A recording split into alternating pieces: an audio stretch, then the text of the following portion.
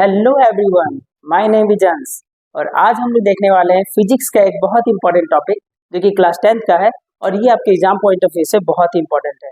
तो आज हम स्टार्ट करेंगे लाइट चैप्टर। ठीक है, तो चलिए स्टार्ट करते हैं सबसे पहले बेसिक से।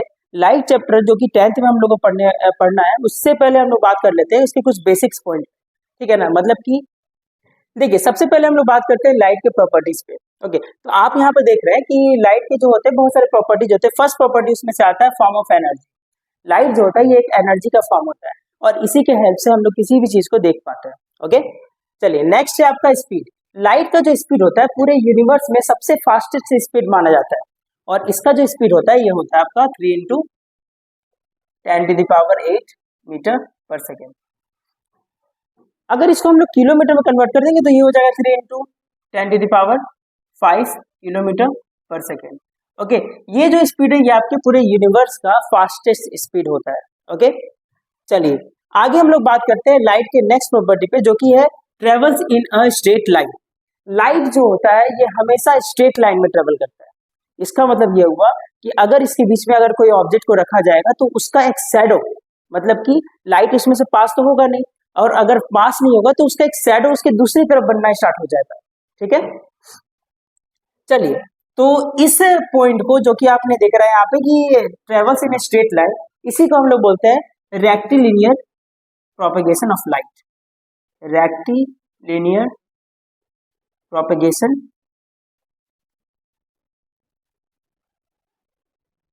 Of light. चलिए अब हम लोग बात करते हैं कि लाइट जो चैप्टर है इसमें हम लोग कौन कौन से फेनोमेना देखने को मिलता है। तो देखिए लाइट के चैप्टर में हम लोग को यहाँ पर रिफ्लेक्शन देखने को मिलेगा। अभी हम लोग आगे बात करेंगे कि रिफ्लेक्शन क्या होता है। ओके, रिफ्लेक्शन, रिफ्रैक्शन, डिस्पर्सन और इसके बाद एक आता है आपका स्कैटरिंग ऑफ लाइट। ये सारे टॉपिक्स जो होगा हम लोग इसमें कवर करने वाले हैं इस चैप्टर में और ये सारे लाइट के फेनोमेना है। ठीक है ना, चलिए अब हम लोग बात करते हैं यहाँ पे कि टाइप्स ऑफ ऑब्जेक्ट, कितने टाइप्स के ऑब्जेक्ट्स होते हैं। और देखिए ये सारे पॉइंट्स है ये सब प्रीवियस क्लासेस के हैं, जैसे कि आपने 6 में 7 में 8 में पढ़ा है, तो मैं ज्यादा डिस्कस नहीं करूंगा इसके बारे में। ठीक है, पहला जो ऑब्जेक्ट है वो क्या है आपका ट्रांसपेरेंट, मतलब ऐसा ऑब्जेक्ट जिसमें से लाइट जो होता है वो पास हो सकता है, मतलब वो लाइट को अलाउ करता है अपने से होकर जाने के लिए। ठीक है ना, allow light to pass, allows light to pass. देखिए इसके एग्जाम्पल में हम लोग क्या क्या लिख सकते हैं। इसके एग्जाम्पल में जो कि है आपका ट्रांसपेरेंट ऑब्जेक्ट, इसके एग्जाम्पल में हो जाएगा जैसे कि आपका हो गया वाटर, वाटर, ग्लास। ठीक है ना, चलिए ये सारे एग्जांपल्स हैं जिसमें कि जिससे होकर लाइट जो होता है पूरी तरह से पास कर जाता है, ये अपने से होकर लाइट को पास होने देता है। ओके, नेक्स्ट है आपका ट्रांसमिशन। ट्रांसमिशन क्या होता है, जिसमें से लाइट जो होता है बहुत ही कम अमाउंट में पास होता है। ठीक है ना, पार्शियल अमाउंट में लाइट को पास होने देता है, ऐसे ऑब्जेक्ट को हम लोग क्या बोलते हैं, ट्रांसलूसेंट ऑब्जेक्ट बोलते हैं। Okay, allows light to pass partially.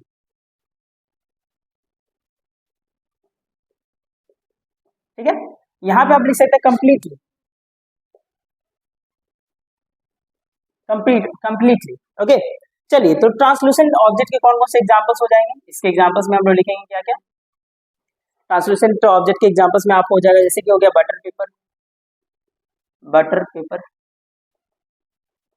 इसके बाद देखोगे आपका फ्रॉस्टेड ग्लास, देखिए मैं यहाँ लिख रहा हूँ फ्रॉस्टेड ग्लास।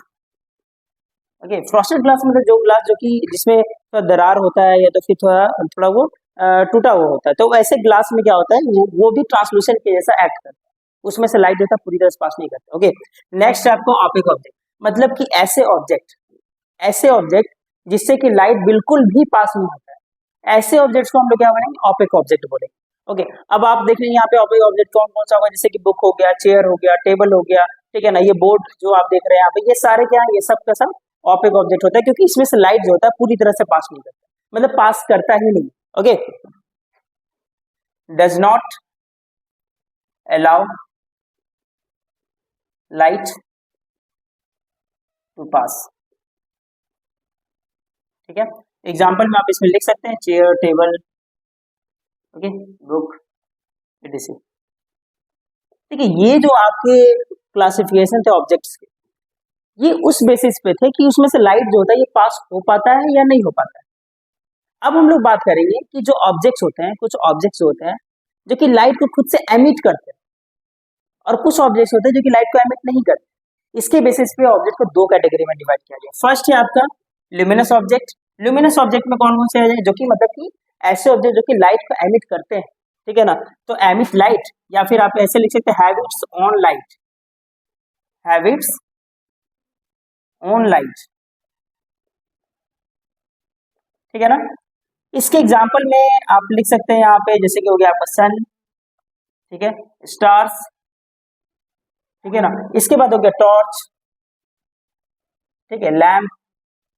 ये सारे चीज जो आपको दिख रहे हैं यहाँ पे, ये सब के सब क्या है, ल्यूमिनस ऑब्जेक्ट है। हालांकि ये दोनों जो है आपका नेचुरल ऑब्जेक्ट्स हैं और ये दोनों क्या आपके आर्टिफिशियल ऑब्जेक्ट्स, लेकिन दोनों ही लाइट को एमिट करने का कैपेबिलिटी रखते हैं, ठीक है ना। नेक्स्ट जो पॉइंट है वो है आपका नॉन ल्यूमिनस, मतलब कि ऐसे ऑब्जेक्ट जो कि लाइट को एमिट नहीं करते हैं, इसको हम लोग क्या बोलते हैं, नॉन ल्यूमिनस ऑब्जेक्ट, मतलब कि have not its own light,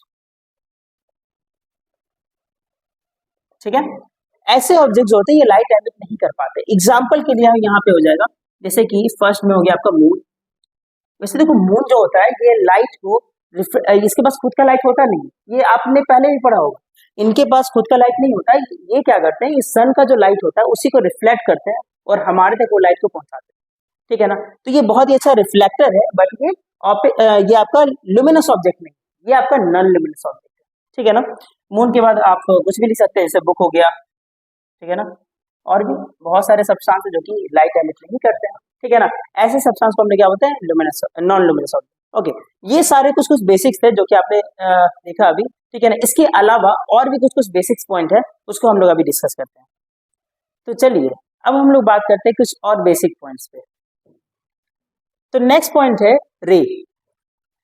देखिए लाइट के चैप्टर में रे और बीम, ये दोनों में थोड़ा कंफ्यूजन होता है, ठीक है ना। रे जो होता है ये बस हम लोग को show the path of light, ये सिर्फ हम लोग को क्या करता है, लाइट का पाथ बताता है कि वो किस डायरेक्शन में जा रहा है, ठीक है ना। इसे हम लोग सिंगल रे से डिनोट करते हैं। जैसे कि मान लीजिए अगर इधर रहेगा तो लाइट जो है वो किस पाथ पे गया, उस पाथ पे गया। लेकिन मान लीजिए कि अगर रे जो है वो इधर जा रहा है तो लाइट किधर जा रहा है, इस पाथ पे जा रहा है, ठीक है ना। रे अगर इधर गया तो लाइट किस पाथ पे जा रहा है, इस साइड, इस डायरेक्शन में जा रहा है। तो ये एक सिंगल रे एक क्या करता है, वो बस लाइट के डायरेक्शन को डिनोट करता है, ठीक है ना। नेक्स्ट पॉइंट है बीम। बीम क्या होता है, ग्रुप ऑफ रेज। देखिए ग्रुप ऑफ रेज को हम लोग क्या बोलते हैं, बीम बोलते हैं, ठीक है ना। देखो कभी भी लाइट अगर किसी पॉइंट सोर्स से या कहीं से भी निकल रहा है, किसी सोर्स से बाहर एमिट होता है, तो लाइट कभी भी सिंगल फॉर्म में एमिट नहीं होता, ये हमेशा ग्रुप्स में एमिट होता है, ठीक है ना। तो अगर मान लो कि ग्रुप्स में एमिट हो रहा है तो वो एक रे तो होगा नहीं, बहुत सारे रेज होंगे, तो उन ग्रुप को, उस ग्रुप को हम लोग क्या बोलते हैं, बीम बोलते हैं, ठीक है ना। अब देखिए बीम जो होती है ये 3 टाइप्स के होते हैं। फर्स्ट जो होता है ये होता है आपका पैरेलल। पैरेलल बीम में हम लोग बात करेंगे कि यहाँ पर जो रेज होते हैं ये सारे के सारे रेज कैसे होते हैं, पैरेलल होते हैं। जैसे कि आप देखिए यहाँ पे,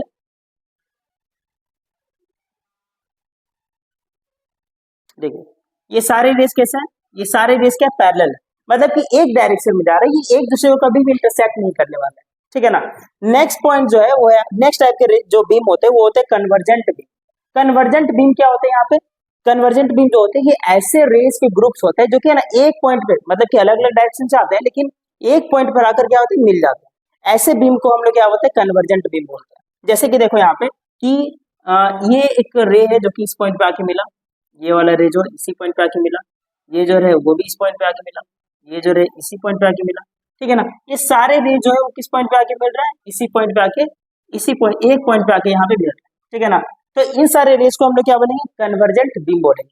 ये जो ग्रुप बना रहे हैं रेस का, इस ग्रुप को हम लोग क्या बोलेंगे, कन्वर्जेंट बीम बोलेंगे, ठीक है ना। नेक्स्ट आता है आपका डाइवर्जेंट बीम। डाइवर्जेंट बीम का मतलब इसका जस्ट उल्टा, ठीक है, मतलब कि ये जो डाइवर्जेंट बीम में जो मतलब कि रेज होंगे वो एक पॉइंट से निकल लेंगे और इधर उधर फैल जाएंगे, ठीक है ना। एक पॉइंट से निकल के क्या होंगे, फैल जाएंगे। जैसे मान लो ये पॉइंट सोर्स है जहां से लाइट होगा ये एमिट हो रहा है, ठीक है ना। और ये अलग अलग पॉइंट में, जैसे कि मान लो कुछ इस डायरेक्शन में, कुछ इस डायरेक्शन में, कुछ रे इस डायरेक्शन में, इस तरह से अलग अलग डायरेक्शन में फैल जाते हैं, ठीक है ना। ऐसे रेस के जो ग्रुप होते हैं इसको हम लोग क्या बोलते हैं, डाइवर्जेंट बीम बोलते हैं। क्लियर यहाँ पे, चलिए अब हम लोग बात करते हैं यहाँ पे कि रिफ्लेक्शन ऑफ लाइट क्या होता है। Reflection of light. देखो क्लास 10th में जो मेन टॉपिक जो होता है वो अब स्टार्ट होता है हमारा, जो कि यहाँ पर रिफ्लेक्शन ऑफ लाइट, ठीक है ना। तो ध्यान से समझिएगा इस पॉइंट्स को, ठीक है। देखो, bouncing back of light rays after striking a smooth और पॉलिश्ड सरफेस। बाउंसिंग बैक का मतलब क्या होता है, पहले ये समझते हैं। मतलब कि लाइट जो है वो जिस मीडियम से किसी सरफेस में आके टकराया, उसमें टकराने के बाद वो उसी मीडियम में वापस लौट जाता है, तो हम लोग उसको क्या बोलते हैं, बाउंसिंग बैक। क्लियर, ठीक है ना। फ्रॉम स्मूथ सरफेस और पॉलिश सरफेस, मतलब कि ऐसा जो फेनोमेना ये हर तरह के सरफेस में देखने को नहीं मिलेगा हम लोग, ये ऐसे ही सरफेस में देखने को मिलेगा जो कि स्मूथ होगा, जो कि पॉलिश्ड होगा। अब देखिए, टू द सेम मीडियम, मतलब कि बाउंसिंग बैक हो रहा है लाइट रे का किसी स्मूथ या पॉलिश सरफेस से, और उसी मीडियम में वो चला जा रहा है, इसको हम लोग क्या बोलते हैं, रिफ्लेक्शन बोलते हैं। चलिए, रिफ्लेक्शन अगर हम लोग मतलब कि समझ चुके हैं, तो इससे रिलेटेड कुछ टर्मिनोलॉजी को समझते हैं। मान लीजिए यहाँ पर ये जो आपको दिख रहा है, ये एक स्मूथ सरफेस है। स्मूथ सरफेस का मैं नाम देता हूँ यहाँ पे ए बी। इसका क्या नाम देता हूँ, ये ए है और ये क्या है, बी है। ए भी एक स्मूथ सरफेस है, ये एक मिरर हो सकता है, ये एक वॉल हो सकता है, पेंटेड वॉल हो सकता है, कुछ भी हो सकता है, ठीक है ना। अब देखिए यहाँ पे कि एक रे जो है वो इधर से आया और इस पॉइंट पर क्या हुआ, टकराया, इस पॉइंट पे क्या हुआ, स्ट्राइक किया हुआ, ठीक है ना। तो ये एक रे हो गया जो कि इस पॉइंट पे स्ट्राइक किया। स्ट्राइक करने के बाद वो इस, जैसे कि मान लो कि ये आपका एयर वाला मीडियम है, ठीक है ना। तो ये देखो, ये पूरा एयर का मीडियम, एयर के मीडियम से ये आया, टकराया और वापस उसी मीडियम में चला गया, वापस एयर के ही मीडियम में वो क्या हो गया, चला गया, ठीक है ना। तो इस कंडीशन में हम लोग इसको क्या बोलेंगे, रिफ्लेक्शन बोलेंगे। ये क्या हो रहा है यहाँ पे, रिफ्लेक्शन हो रहा है। चलिए अब कुछ इसके टर्मिनोलॉजी को समझते हैं। देखिए यहाँ पे जो रे यहाँ पर आया और यहाँ पर इंसिडेंट किया इस पॉइंट पे, ठीक है ना, इस रे को हम लोग बोलते हैं इंसिडेंट रे। इसको क्या बोलेंगे हम लोग, इंसिडेंट रे, इंसिडेंट रे। चलिए नेक्स्ट ये वाले रे को देखिए, जो रे टकराने के बाद वापस उसी मीडियम में गया है, उसको हम लोग क्या बोलेंगे, रिफ्लेक्टेड रे, रिफ्लेक्टेड रे, ठीक है, ओके। अब आप देखिए यहाँ पे कि ये जो पॉइंट आपको दिख रहा है यहाँ पे, ये वाला पॉइंट जिसमें कि इंसिडेंट रे आकर टकराया, वो स्ट्राइक किया, इस पॉइंट को हम लोग बोलते हैं पॉइंट ऑफ इंसिडेंस। ये क्या है आपका, point of incidence, point of incidence. Clear, ठीक है ना। अब देखिए यहाँ पे कि ये वाला जो आपको डॉटेड लाइन दिख रहा है, एक्चुअल में ये आपका रियल लाइन तो है नहीं, ये क्या है आपका, एक तरह का इमेजिनरी लाइन, और इस लाइन को हम लोग बोलते हैं नॉर्मल। नॉर्मल जो लाइन होता है, ये क्या होता है, इस सरफेस पे, ये जो आपका मिरर या फिर पॉलिश सरफेस दिख रहा है, इससे क्या होता है, 90 डिग्री का एंगल बनाता है, मतलब कि परपेंडिकुलर होता है, ओके। और इसको हम लोग ड्रॉ करते हैं यहाँ। तो देखिए यहाँ पे कि जो इंसिडेंट रे होता है, ये नॉर्मल, इसको हम लोग क्या बोलते हैं, नॉर्मल बोलते हैं, नॉर्मल लाइन, ओके। तो इंसिडेंट रे नॉर्मल के साथ जो एंगल यहाँ बना रहा है, ये वाला है, इस एंगल को हम लोग आई से डिनोट करते हैं, और इसको हम लोग बोलते हैं एंगल ऑफ इंसिडेंस। ये क्या हो गया आपका, एंगल ऑफ इंसिडेंस, ठीक है।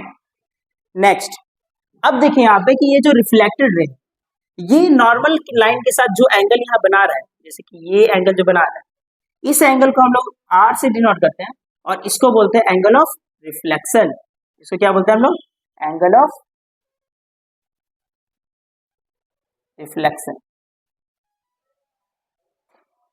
Angle of reflection. क्लियर, ये सारे टर्म्स को आपको याद रखना होगा, ठीक है ना, क्योंकि आगे के टॉपिक्स में हम लोग इसका बहुत यूज करने वाले हैं, ठीक है ना। हालांकि ये आपका एक प्लेन मिरर के जैसा यहाँ पे यूज हो रहा है, हम लोग मिरर्स को भी आगे पढ़ेंगे, ठीक है ना। तो ये सारे पॉइंट जैसे कि angle of incidence, angle of reflection, normal line, point of incidence, ये सारे चीज को आप याद रखेंगे।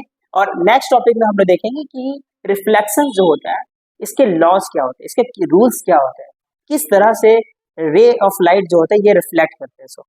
तो चलिए देखते हैं नेक्स्ट पॉइंट, जो कि है आपका लॉज ऑफ रिफ्लेक्शन। तो चलिए अब हम लोग बात करते हैं यहाँ पे लॉज ऑफ रिफ्लेक्शन पे, ठीक है।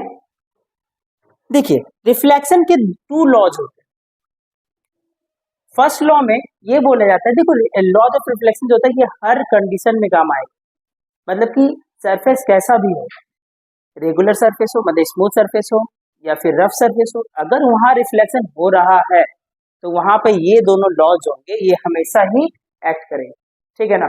इसीलिए हम लोग इसको पढ़ रहे हैं। देखिए फर्स्ट पॉइंट में क्या दिया हुआ है कि incident ray, reflected ray and normal at the point of incidence. आप जानते हैं कि यहाँ पे इंसिडेंट रे कौन सा रे होता है, ये वाला रे, इस रे को क्या होता है इंसिडेंट रे। ये वाला रे कौन सा होता है, रिफ्लेक्टेड रे। और ये क्या होता है आपका normal at the point of incidence. और ये क्या होता है, ये पॉइंट जिसको हम लोग P से डिनोट कर रहे हैं यहाँ पे, इसी को हम लोग क्या बोलते हैं, पॉइंट ऑफ इंसिडेंस। आप यहाँ देखिए कि ये जो आपका इंसिडेंट रे है, ये जो रिफ्लेक्टेड रे है और ये जो नॉर्मल लाइन, ये तीनों के तीनों एक ही पॉइंट पर, जो कि पॉइंट P है, यहीं पर लाई कर रहे हैं, ठीक है ना। इसीलिए हम लोग यहाँ पे क्या बोलते हैं कि ये जो फर्स्ट जो आपका रूल है, इसमें यही बोला गया है, ये तीनों एक ही प्लेन पे लाई कर, ठीक है। Next, angle of incidence is always equal to the angle of reflection. अब देखिए यहाँ पे कि एंगल ऑफ इंसिडेंस क्या है, ये वाला है, और एंगल ऑफ रिफ्लेक्शन कौन सा है, ये वाला है। ये दोनों का जो एंगल होगा, दोनों क्या होगा, इक्वल होगा हमेशा, ठीक है ना, दोनों ही इक्वल रहेंगे, हर कंडीशन में ये दोनों एंगल क्या रहेंगे, इक्वल रहेंगे। ओके, तो ये आपके सेकेंड लॉ में बोला गया, इसलिए angle I is equal to angle R, ठीक है ना। चलिए ये दोनों चीज आप याद रखेंगे, ये लाइट की टू लॉज है, इसको हम लोग आगे बहुत ज्यादा यूज करने वाले हैं, ठीक है। नेक्स्ट डे हम लोग मिलेंगे यहाँ पे, नेक्स्ट वीडियो में हम लोग मिरर्स पे बात करेंगे और यहाँ पर स्फेरिकल मिरर और प्लेन मिरर को डिटेल में समझेंगे। Okay, thank you.